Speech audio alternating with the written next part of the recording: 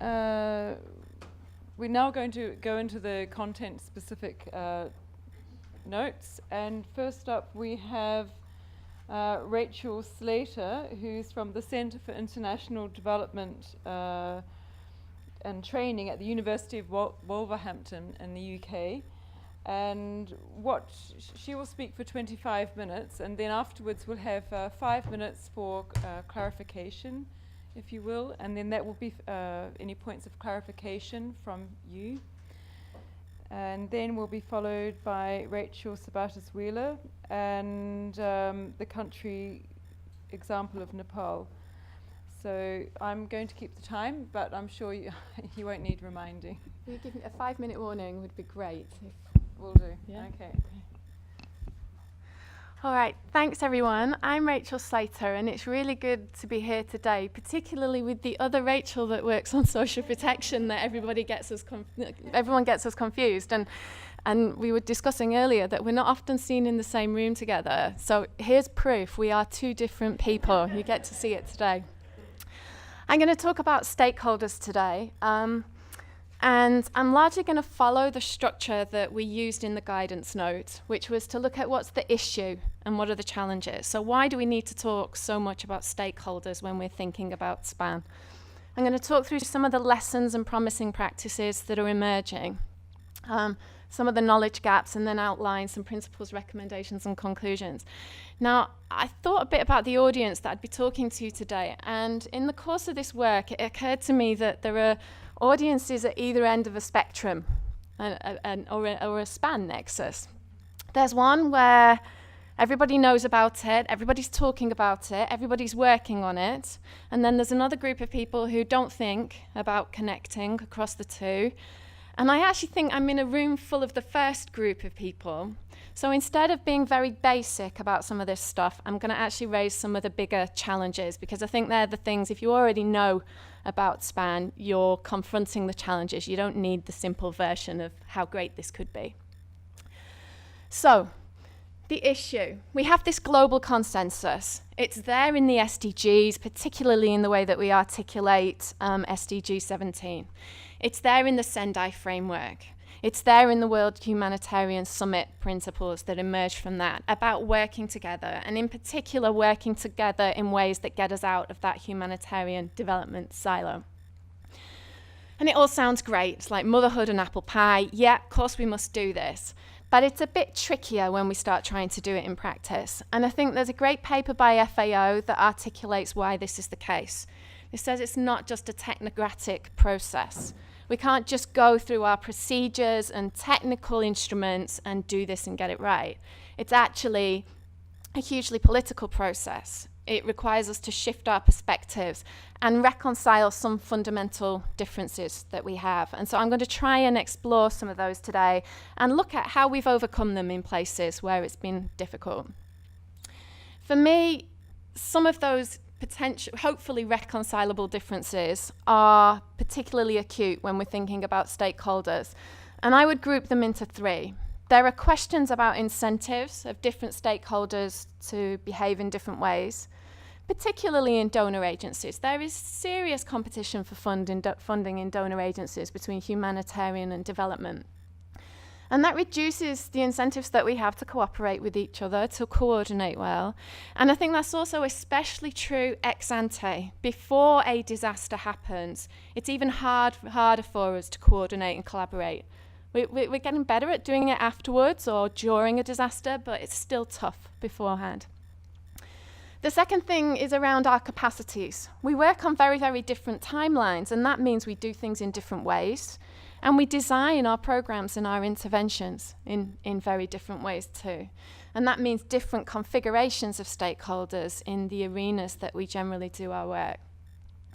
And then finally, we have different rule books. We have different values sometimes, and we have a different modus operandi in the work that we do. So what you've heard in the last 10 years in social protection is a big push by donors to supporting architecture and systems, and increasingly rarely actually paying for any of those cash transfers themselves. But in the humanitarian sector, a continuation of continuing to support paying for transfers. And those things are slightly at odds together in terms of the expertise that we have and the things that we're trying to do. Then we heard in the opening sessions about different mantras, so one in DG DEVCO of no one left behind. There's a major mantra in social protection, again emerged over the last 10 years, which is government-owned, government-driven. And that is often difficult to align with, for humanitarian agencies, with those principles of neutrality and impartiality. It's not impossible, as I'll show, but it is difficult. And then finally, in some of the context that we're talking about, and perhaps Cecile or Georgia will pick up on this, the map of the stakeholders isn't even clear. It shifts constantly, and some of the stakeholders that we need to engage with may be people that we do not want to engage with. They may be part of a predatory state, for example. So that's the challenge, and I was thinking about how we lay this out in its most simplistic possible way. Let's take one government in a country and one donor agency. If you're working in government in the development sector, so the symbol for a woman on the bottom right, you probably have a reasonably strong connection with somebody in a donor agency who works on development too. So we've got a solid blue line there. But you may have a really quite weak linkage with other people in your government who work on humanitarian. Similarly, if you work in a donor agency on development on the bottom right, you might have strong lines, strong coordination points with other people in government working on development, and you may have strong or weak lines linking within your own agency to humanitarian actors. I was thinking of doing a test here, but I don't really know who's in the room, to ask you how many times a week, if you're a development person, do you speak to somebody in a humanitarian part in your own department, never mind in a government. And I think we might find it's not very often at all. And then further up, what's different about the diagram when we think about humanitarian work is that traditionally that top horizontal line is not solid. So humanitarian workers in humanitarian agencies do not often, and certainly not regularly and systematically, talk to people in government. So that's the situation that we've got. And then it gets even more complicated. So if you think the square, the matrix I've just put up, is on the back here, and we've got, I don't know if I've got a pointer. No. So the square at the very back of the diagram is what we just looked at. We then need to add layers of other donor agencies, and perhaps other governments, where we're thinking about something like forced displacement. But we also need to layer in NGOs, INGOs, CSOs and CBOs, possibly the private sector, depending on how we're working. And then we might also, in particular circumstances, need to think about different clusters within a humanitarian response. So it all gets really complicated really quickly, and that thing coordination that sounds really simple actually is full of questions. Who should I talk to? Who should I talk to regularly? How many people in how many different agencies do I need to connect with? And so there's some of the questions that we're going to try and respond to here. So the first thing that we need to think about is that cube that I've drawn on the other page. It could be any shape, right? It just needs to be 3-dimensional, or perhaps 4 or 5 or 6-dimensional. Has multiple different shapes or configurations in different countries with lots of different stakeholders. And all of that depends on the type of emergency. Is it rapid or slow onset? Don't think that was me. The numbers of people affected, whether it's short-term or whether it's protracted. The needs that people have. So for example, we might have shelter involved in a flood, but we might not have shelter heavily involved in a drought situation. And then the existing capacities of both government stakeholders and all those other actors. The other lesson that's very clear is that you need effective coordination amongst all of these stakeholders. But search as I will, you can find handfuls of different specific examples of coordination, but not much that tells us what our broad principles for deciding on how to coordinate should be. And I'd very much agree with what Shannon Ducey has said, that our mantra of coordination, we probably definitely say coordination every day in our jobs, is not underpinned by evidence of what effective or ineffective coordination looks like. And I think what we find is that we continue, even though we think coordination is important, to talk to people who are the same as us, who have the same values as us, who have the same mandate as us, and who speak the same language as us. And when I say speak the same language, I mean literally and figuratively. So there's a real challenge there. And then the other thing that emerges from lessons and promising practices is national governments at the centre. A lot of people say that every day, I certainly do, but the number of times that gets translated from principle into practice are really quite limited. But I think it's not enough to say, well, the government is predatory, the government is bad, the government's causing this problem in the first place, we can't work through them or engage with them. There are lots of examples of how you work in situations where the government is predatory. So in the guidance notes, some of them are working through parastatals. So in Yemen, for example, where it's not possible to work through government, you work through a long-established parastatal that has enough autonomy from government to continue to be independent. So we can't just wash our hands of working with government when they're difficult and they don't want to do the things that we want to do. There are mechanisms around it. The other lessons in more protracted situations are using the government to support stewardship and regulation of the things that we do, even though they might not directly do things like targeting that we would be very worried about.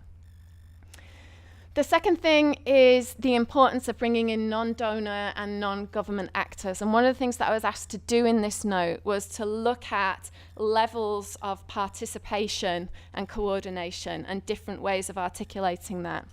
And so what I've put in here is Arnstein's ladder of participation, which goes, I don't know if you can see the words, at the bottom you have some quite harsh language here, so manipulation or therapy. People describe the way that we implement programs as being manipulating populations into doing particular things.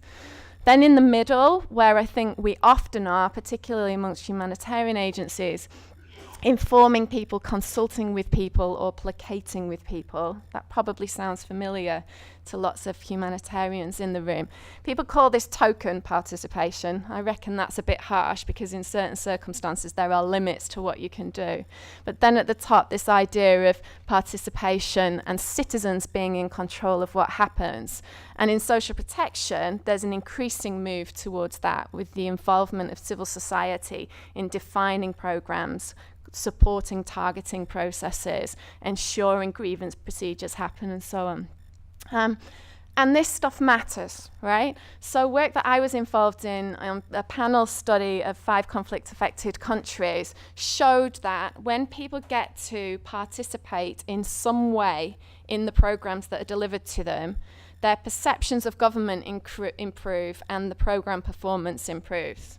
All right, and even, here's the positive bit, this doesn't have to be everybody being involved in making a decision about what happens in a program, but even that lower level of informing people what's going to happen makes a huge difference, and that's particularly important in crisis conflict. But we still have a lot of questions about if and how we can move up that ladder when we're trying to operationalize SPAN. And again, the lessons are about how we do that in ways that are appropriate to different contexts. Okay, then the third thing that I want to pick up on is using a stakeholder system to make our approaches gender sensitive, okay? There are a bunch of questions about whether social protection can support an improved gender-sensitive response in a disaster. And there's a bunch of debates around this. So we know that in social protection, categorical programs often target women and other disadvantaged and marginalized groups. So if we use them as part of a disaster response, does that mean that we can effectively reach more women, for example? Or does it mean that we're not actually going to reach the right people at all? And this is one of the big debates, and you'll recognize it, Usha, from Nepal, where it's very live. I'm going to throw up a couple of examples for Nepal now. Here's, if you use data about earthquake effectiveness from Nepal in the 7 most crisis-hit districts. Here's what happens if you use a cash transfer top-up. So the orange circle on the right-hand side are all of the earthquake-affected households in those districts. The blue circle is the households that receive a social security allowance within those districts. And what you see is that if you target an emergency response solely through this cash transfer program, you'll reach 56.2% of earthquake-affected households. So you'll leave out 43.8% of earthquake-affected households if you use that program to target. So that 43.8% would be our exclusion error, okay? And then on the other side in brackets here, we'd have 5.2% of households that are in that social protection program aren't earthquake affected, but would get some support.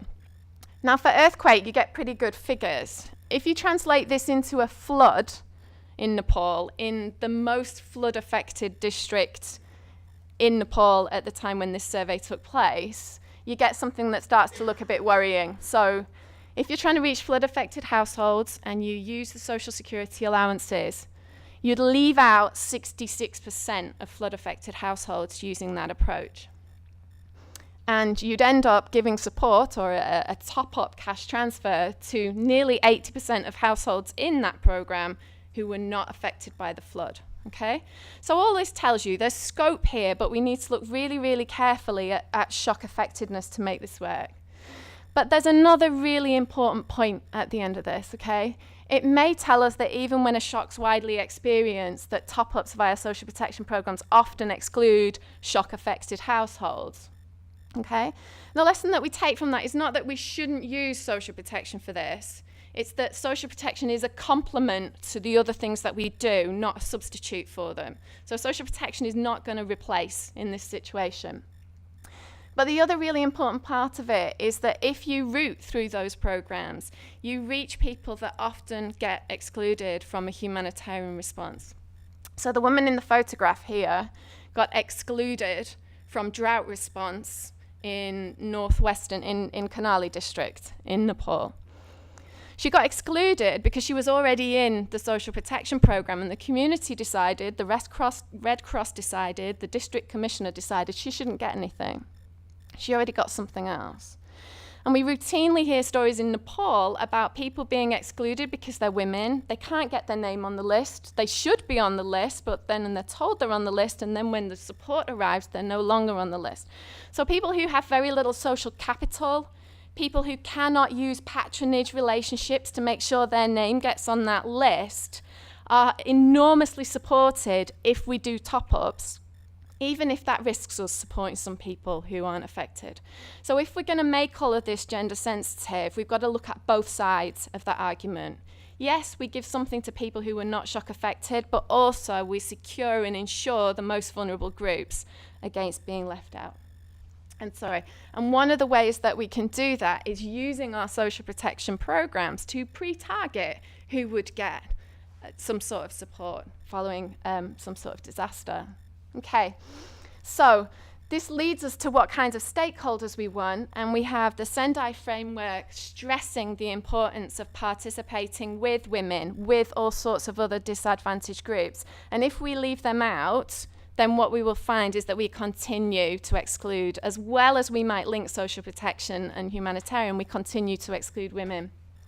And then just a final point, that women are not just victims in these scenarios. They're critical to our effective design, management, and implementation of disaster response. And it's time that we looked at them in that way and not just as victims and brought them into our stakeholder system.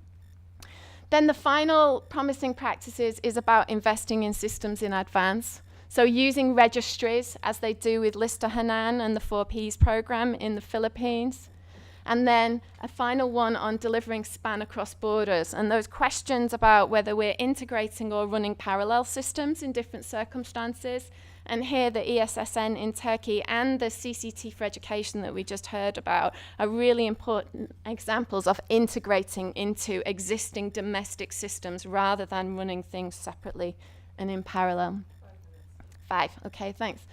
So a bunch of things that I think are either knowledge gaps or things where we've got to do a bit of a balancing act to get them right. The first one is between what I'd call ex ante and ex post in actions. Now, by ex ante, I don't mean disaster preparedness, okay? That's getting ready for a disaster. For me, by ex post, I mean stopping that disaster from happening in the first place, so mitigating against a disaster. At the moment in social protection, partly because of this engagement with the humanitarian sector, we've come a really, really long way with shock responsiveness, but I think we are in danger of forgetting about the role of social protection in disaster mitigation in the first place. And I think for me, as somebody who works on social protection on the development side, if I'm honest about my perspective on some of this, which is a very biased one, I recognise it, I'm starting to feel concerned that the tail is starting to wag the dog, that social protection is almost being overrun by this push to do shock responsive social protection in ways that have that risk undermining its long-term contributions to health, to access to education and so on. And maybe that's something that we can debate. We don't all feel the same way about this stuff. The second one is between investing in advance and responding after. So a similar point, but just this sense that we can't get people's attention before a disaster happens. We can't make a really compelling argument for using social protection for disaster mitigation in the way that we're effectively starting to use it for shock responsiveness. And that it's almost like people are so busy concentrating on dealing with current crises that we are never thinking about how we're going to prevent the crisis 10 years down the line. And that, you know, for everybody, all of this is too much. And when it's too much to invest in disaster mitigation through social protection until we reach a point where we haven't invested enough and we have another very, very big disaster. And I think Mozambique's a really good example of us being on the way, but not soon enough with thinking about trying to mitigate disasters and then suddenly finding ourselves with a huge response is required. And then finally, this question about when it's appropriate to harmonize domestic and refugee systems and when it's appropriate to run them in parallel. I don't think there's a single answer to this. I think it's very context specific. Okay, second to last slide, is that okay? I'm not going to talk through these in detail, but basically these are the core recommendations and principles that underpin the guidance note. And some of them that I'd really like to flag. The third one down, objectively assessing the capacities and limitations of all actors and interrogating our perceptions about them. I think we do still sit in silos. I've told you about my bias and the concern I have that social protection is getting overrun by humanitarian response. Other people on the humanitarian side will also have their perceptions and their concerns and biases looking at those situations. And I think we make some assumptions sometimes about our capacities or the limitations of what other people can do, and that we need to dig into them. In some of I was involved in 2 guidance notes, and in some of them it was really interesting getting reactions from people, because it struck me that they were reactions that reflected their perceptions and their worldview, but weren't necessarily honest, right? That they were knee-jerk reactions to a threatening statement that was in the guidance note, and I think we all need to interrogate ourselves a lot more about that. And then the second. Are you beeping me to say time's up? Okay, and then the final one that I just wanted to pick here was the fourth one, work towards capacity strengthening at national level.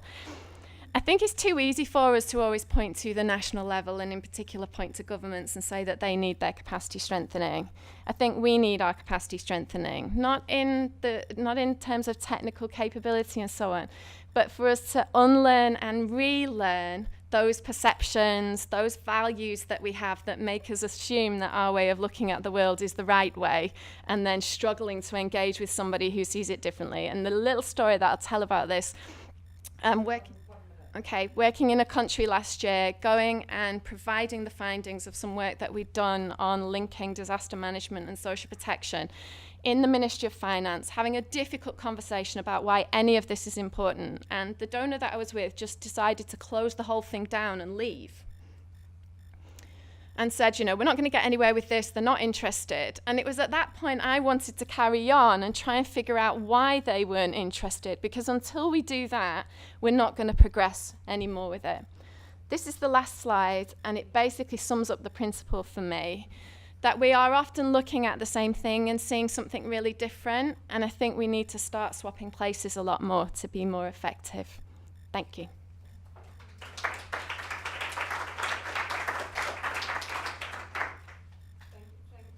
Thank you very much for that, Rachel. And if you stay with us for a few moments to ask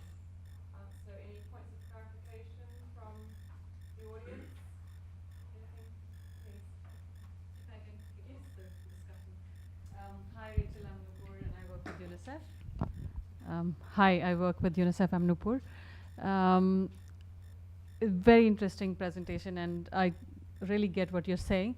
One thing which I'm sure you must have thought about, but did not come out as strongly in the presentation, is the role of local governments, especially when we're talking about linking humanitarian development.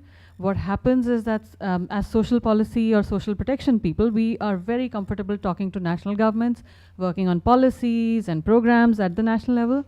But when it comes to disasters, they strike local areas. And it's nice to have policies which can help with responding to crisis, but the capacities of the local government can at times be really limited when it comes to either scaling up social protection or even humanitarian programming. And that's something which I think often gets left out. I'm sure you've thought about it, but it didn't come out, so that I thought I'll probably bring it out here. Okay. Any other points? Go, please.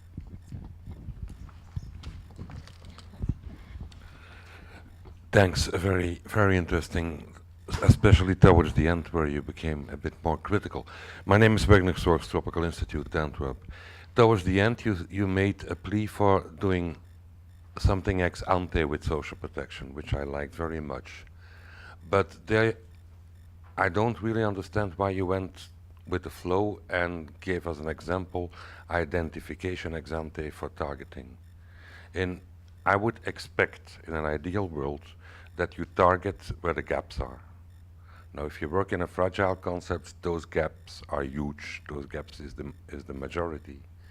Then why should the main focus in ex ante work not being a good universalist system before you start targeting? Good. Okay. Thank you. Atif.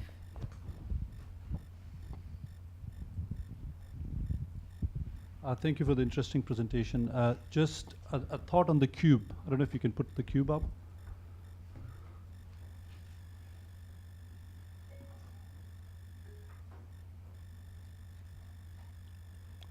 The second one, yeah.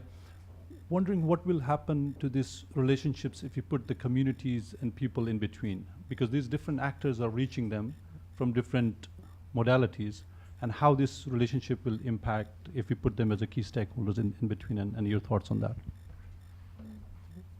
Okay, good. Okay, final one.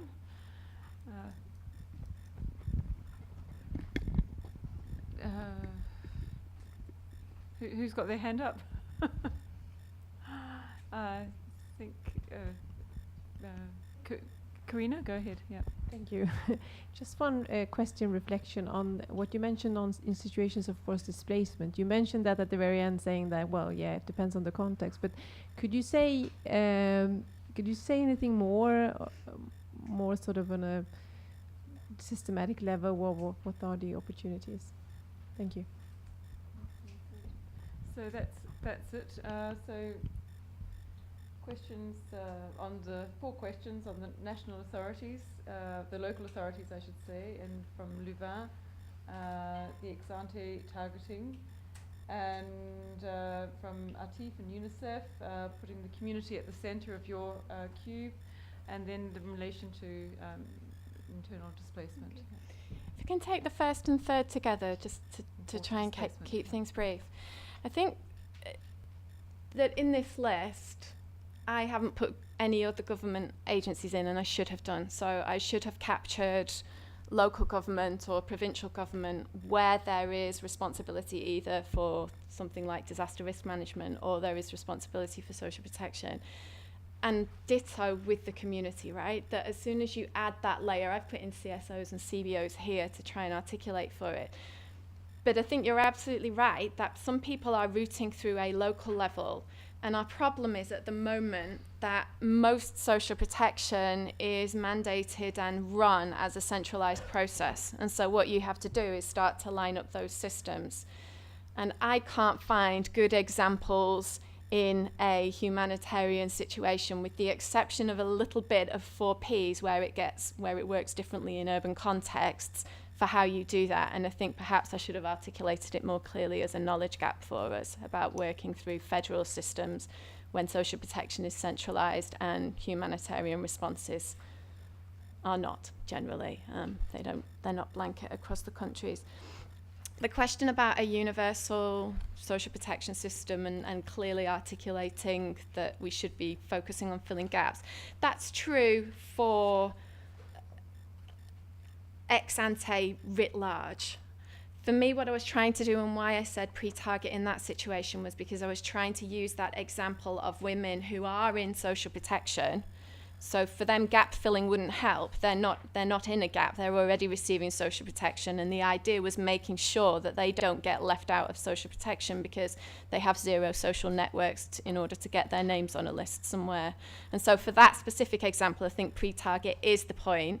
But yes, I would agree that if you're trying to look at using social protection to shore up household resilience, to prevent people from being affected by shocks or enabling them to support themselves or manage when they are affected by shocks, then you do need to look at gap filling. And there, in somewhere like Nepal, for me, the gap filling is not just continuing to expand the programs you've already got, but looking at having some poverty and disaster exposure element in the targeting of social protection, which is largely absent from that at the moment.